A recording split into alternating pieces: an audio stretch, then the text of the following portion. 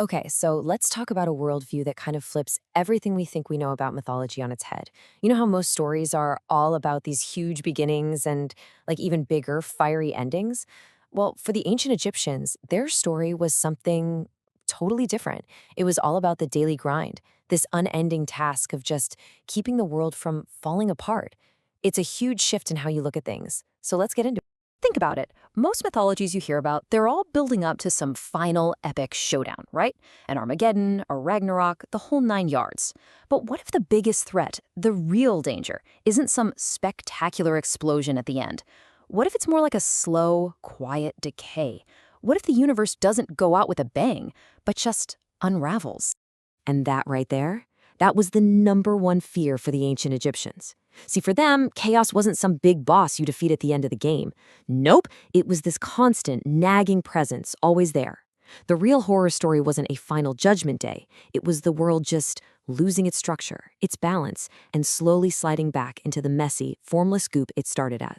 So this whole way of thinking is really built on this one massive conflict. Think of it like a cosmic tug-of-war between two giant forces. And it's not really good versus evil, not in the way we usually think about it. It's more like order versus chaos.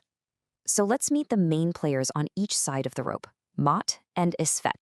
Okay, so on one side of the rope, you've got Ma'at. She's all about everything that holds the universe together. We're talking order, truth, balance, justice, the good stuff. And then on the other side, pulling just as hard, is Isfet. That's the embodiment of chaos, lies, violence, disorder. Now here's the kicker. The Egyptians believed you couldn't actually have one without the other. They're locked in this paradoxical dance. And the whole point of life, of existence, was to constantly pull from Ma'at's side, to strengthen order and just keep pushing back against Isfet. And what's so cool about Mot is that she's kind of two things at the same time. On one hand, she's this big, abstract idea of cosmic harmony. The force that makes sure the sun comes up and the Nile floods on time. But she's also a literal goddess, and you can usually spot her because she has a single ostrich feather on her head. And that feather, it's not just for show. It's the feather of truth, and it symbolizes this perfect, weightless ideal of a good, balanced life. It's basically the gold standard that everything else is measured against. So then you have Isfet. And this is super important to get. Isfet isn't like a devil figure, some great evil that needs to be totally destroyed. No. Isfet is just the default setting. It's what happens when there's no order. It's the chaos that existed before anything was created. And it's always just kind of hanging out at the edges, waiting for a chance to creep back in. And that's what makes this whole thing a constant job of maintenance. It's not a war you can just win and be done with. And their creation myth just explains this perfectly. The story goes that the creator god Ra, he pops up out of these chaotic primordial waters called Nun. And literally the first thing he does, he establishes his daughter Mot. He carves out this little pocket of order in the middle of all the chaos. But, and this is the big but, it wasn't a mission accomplished moment.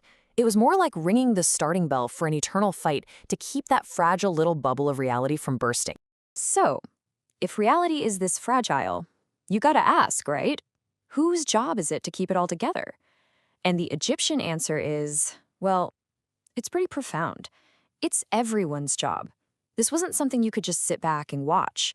Nope, it was an active, all-hands-on-deck responsibility shared by literally everyone and everything. And they broke this responsibility down into three main levels. So at the very top, you've got the gods themselves. They're the cosmic guardians.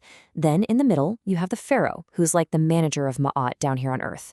And at the foundation of it all, well, that's everybody else, every single person whose everyday actions helped build the very foundation of order. The gods' part in this is, well, it's totally epic. Every single night, every night, the sun god Ra takes his boat through the super dangerous underworld. And down there, he has to fight this massive serpent of chaos named Apep, who's trying to swallow the sun and just end everything. Ra has to win this fight again and again, just so the sun can rise the next morning. Talk about the ultimate act of cosmic maintenance, right? A daily boss battle for the fate of the world. Okay, so if the gods are handling the epic cosmic battles, what about the pharaoh? What was his job on Earth? Well, this quote from the pyramid texts just nails it. To bring Ma'at and repel Esfet wasn't just a suggestion, it was literally the pharaoh's entire job description. His number one priority, you could say he was the CEO of Project Reality. The pharaoh was basically the bridge between the gods and the people.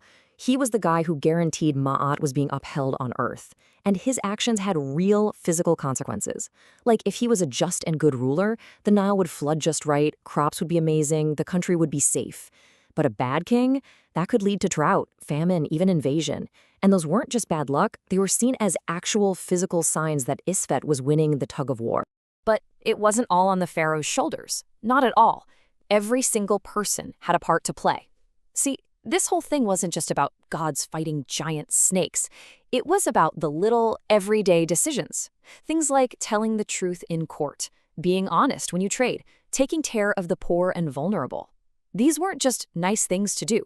They were seen as tiny individual acts that held up Ma'at, that collectively helped strengthen the very fabric of reality. So all this personal responsibility, it all leads to the ultimate performance review. After you've lived your whole life either adding to Ma'at or taking away from it, you had to face the music. Everyone had to account for their actions. And this brings us to one of the most famous images from all of Egyptian mythology, the weighing of the heart. So after you die, your soul is brought to this place called the Hall of Two Truths for judgment. And this wasn't about what you believed, it was an audit of what you did. The one and only question that mattered was this: was your heart, which they saw as the source of all your thoughts and actions, was it as light and pure as that feather of Ma'at? So here's the play-by-play. First, you'd have to recite something called the 42 negative confessions, basically listing all the bad things you didn't do. I haven't stolen, I haven't lied. Then the god Anubis steps up. He puts your heart on one side of a scale and the feather of Ma'at on the other. If your heart was as light as the feather or lighter, you passed. You were declared true of voice and got to go to the field of reeds, which is basically Egyptian paradise. But if it was heavy, weighed down by the chaos of Isfet, it was fed to this beast called Ammit, the devourer of souls. And just like that, poof, your existence was completely over. No second chances. So when you put all these pieces together, what kind of universe are we looking at? It's one that isn't just held up by the raw power of the gods.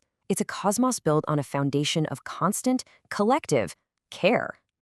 You see, their story wasn't about reaching some final destination. There wasn't some doomsday prophecy they were all waiting for. The whole point was the journey. It was the daily, weekly, yearly grind of maintaining order, of just showing up and doing the work to keep things from falling apart. And that's really the big takeaway here. In the Egyptian view, the universe was fragile, yeah, but it was also so beautiful that it was worth the endless effort to save it. It survived because everyone had a role, from the sun god fighting a monster all the way down to a farmer being honest with his neighbor. They were all part of this collective, never-ending act of care. Order wasn't just there. It was something they had to achieve, together, every single day.